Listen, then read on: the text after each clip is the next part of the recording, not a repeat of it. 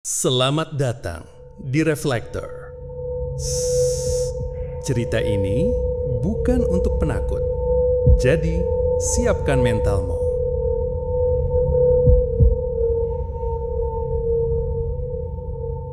Namaku Arga, umurku 32 tahun.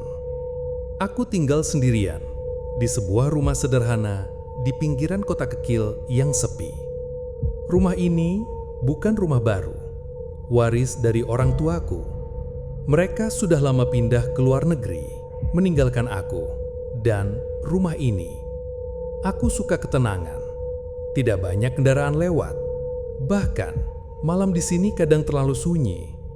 Tapi malam itu, aku sadar ada satu hal yang tak pernah aku dengar sebelumnya. Suara, seperti sesuatu yang digeser di atas atap rumahku. Awalnya aku pikir angin. Mungkin ada ranting jatuh tersangkut di genteng. Aku mencoba mengabaikannya, tapi suaranya teratur. Gesek, gesek, gesek. Seolah ada yang merangkak pelan di atas sana.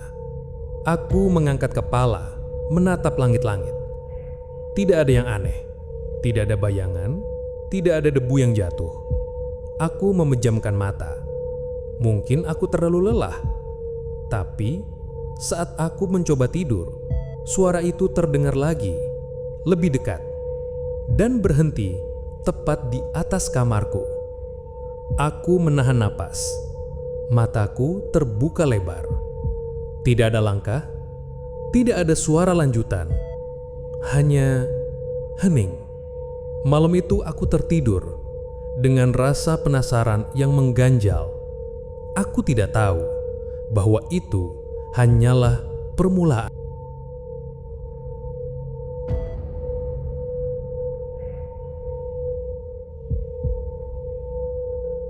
Malam berikutnya, suara itu datang lagi. Bukan sekali, bukan dua kali, tapi berulang dari jam 10 malam sampai menjelang subuh. Aku mulai gelisah. Aku memutuskan untuk memeriksa atap besok pagi. Siapa tahu ada binatang yang terjebak di sana. Tapi saat matahari terbit, aku naik dan tidak menemukan apa-apa. Genteng bersih, tidak ada ranting. Tidak ada jejak kaki, tidak ada tanda-tanda sesuatu pernah lewat di sana. Anehnya, saat malam datang, suara itu kembali. Tapi kali ini disertai bunyi seperti langkah. Bukan langkah normal, lebih seperti seseorang menyeret kakinya. Aku berdiri di tengah ruang tamu, menatap langit-langit. Suaranya bergerak dari ujung atap menuju tepat di atas kepalaku. Lalu diam. Aku mencoba mengalihkan pikiran, menyalakan TV. Tapi tepat saat TV menyala, suara di atap itu ikut menghilang. Hening. Sampai akhirnya aku mendengar sesuatu bergeser di dalam rumahku. Aku membalik badan. Kursi di meja makan bergeser beberapa sentimeter. Tidak ada siapa-siapa. Aku membeku, menatap kursi itu, lalu kembali melihat ke atap. Tidak ada suara lagi. Malam berikutnya, suara itu tidak datang dari atap, tapi dari jendela kamarku. Aku tidak berani membuka tirai, namun dari sela kain, aku melihat bayangan kepala seseorang. Tingginya, seolah dia berdiri di atas sesuatu yang setara dengan atap rumah. Bayangan itu tidak bergerak. Mataku mematung, Jantungku berdetak kencang, dan perlahan bayangan itu menunduk hingga aku tak lagi melihatnya. Malam itu aku tidak tidur, karena sejak kejadian itu aku mulai merasa rumah ini tidak hanya ditempati aku seorang.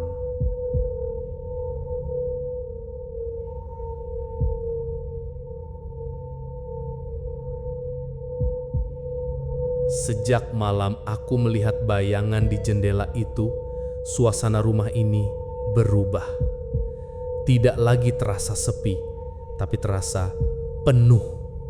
Seperti ada yang mengawasiku dari setiap sudut. Suara di atap kini datang setiap malam, dan setiap kali aku mencoba tidur, suara itu bergerak, maju, mundur, kadang berhenti tepat di atas kepalaku. Aku mulai bermimpi buruk. Dalam mimpiku, aku berada di atap rumah.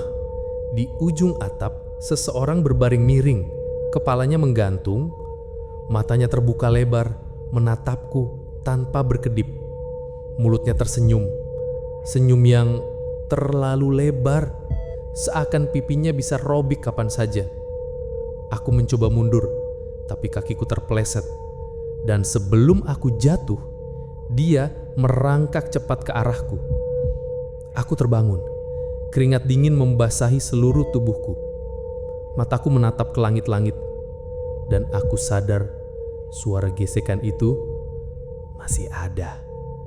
Tapi kali ini terdengar suara lain. Seseorang mengetuk dari atas. Aku memegang ponselku, mencoba merekam suara itu. Tapi setiap kali aku menekan tombol rekam, suaranya berhenti. Seolah dia tahu. Malam berikutnya, aku memutuskan untuk berjaga. Aku duduk di ruang tamu, lampu mati, hanya ditemani cahaya bulan dari jendela. Jam menunjukkan pukul 2:15. Saat itu, aku melihatnya. Dari selatirai, bayangan seseorang melintas, tinggi, seperti berjalan di atas atap. Aku berdiri perlahan, mendekati jendela, membuka sedikit kain tirai. Dan di sanalah dia, sosok itu, berbaring miring di tepian atap.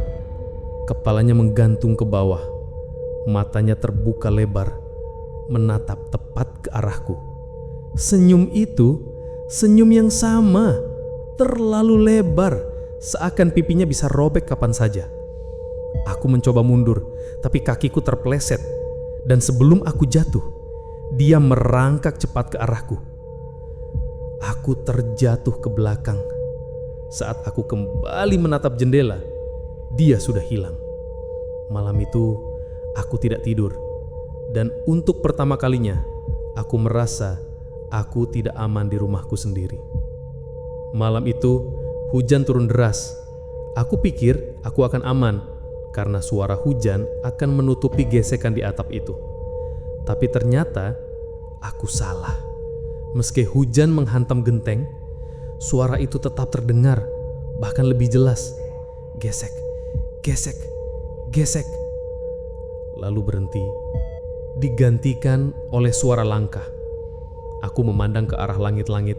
Langkah itu bergerak perlahan, lalu berhenti tepat di atas pintu belakang rumah. Aku tak tahu apa yang mendorongku malam itu. Mungkin rasa penasaran, mungkin aku sudah lelah dihantui setiap malam. Aku mengambil senter, membuka pintu belakang. Angin malam dan hujan langsung menghantam wajahku. Dengan tangan gemetar, aku mulai menaiki tangga kecil menuju atap. Setiap langkah, suara di atas makin jelas. Dan saat kepalaku melewati bibir atap, aku melihatnya. Dia berbaring miring di tepian atap. Kepalanya menggantung ke bawah, matanya terbuka lebar, menatap langsung ke arahku. Senyum itu, senyum yang sama, terlalu lebar, seakan pipinya bisa robek kapan saja. Dalam cahaya petir, aku bisa melihat kulitnya pucat, hampir kebiruan. Rambutnya basah menempel di wajahnya. Lalu dia bergerak, bukan merangkak, tapi melatah. Tangannya mencengkram genteng, Tubuhnya seperti meluncur ke arahku. Cepat! Aku panik. Kaki kiriku terpleset. Aku terjatuh dari atap, menabrak tanah basah. Senterku terlempar. Mati. Aku berusaha bangun. Kaki terasa perih. Pandanganku kabur, tapi aku melihat atap itu lagi. Dia sudah tidak ada. Dengan sisa tenaga, aku masuk ke rumah, mengunci semua pintu dan jendela. Aku duduk di lantai, napas tersengal-sengal, mencoba meyakinkan diri kalau semua itu hanya halusinasi. Tapi saat mataku hampir tertutup, aku mendengar sesuatu. Aku menoleh, dan di sana, dari balik tirai, ada senyum itu lagi. Menatapku dari luar di tengah hujan.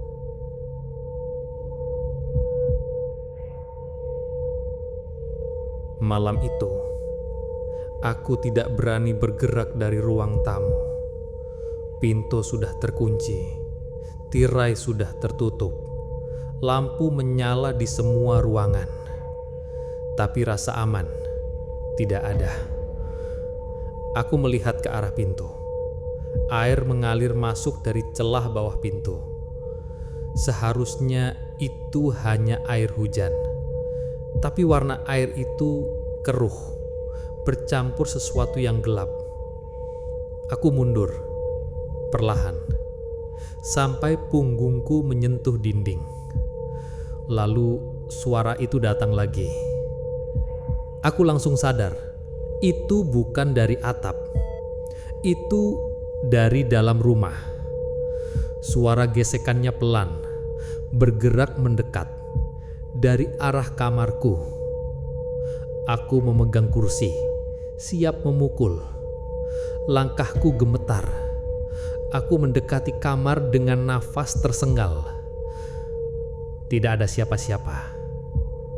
Tapi ada sesuatu yang berbeda. Spray tempat tidurku bergeser. Aku menatap ke bawah ranjang. Perlahan. Menunduk. Dan di sana, dua mata menatapku. Senyum itu kembali. Wajahnya sangat dekat dengan wajahku. Begitu dekat, aku bisa merasakan nafasnya yang dingin. Akhirnya, kita bisa bertemu dari dekat. Aku terjatuh ke belakang, berusaha mundur. Tapi tangan pucat itu keluar dari bawah ranjang, mencengkram pergelangan kakiku. Tarikannya sangat kuat. Aku berteriak, menendang, hingga akhirnya terlepas. Aku lari ke pintu depan, membukanya. Tapi saat aku menatap keluar, dunia di luar gelap. Tidak ada jalan, tidak ada rumah tetangga, hanya kegelapan dan suara angin. Aku mundur perlahan. Pintu menutup sendiri. Dan saat aku menoleh ke belakang, dia berdiri di ruang tamu. Basah, pucat, dengan senyum yang lebih lebar dari sebelumnya. Matanya menatapku tanpa berkedip. Dia melangkah perlahan. 1, 2, hingga wajahnya hanya beberapa sentimeter dari wajahku. Sekarang, bukan lagi di atap. Lalu sunyi.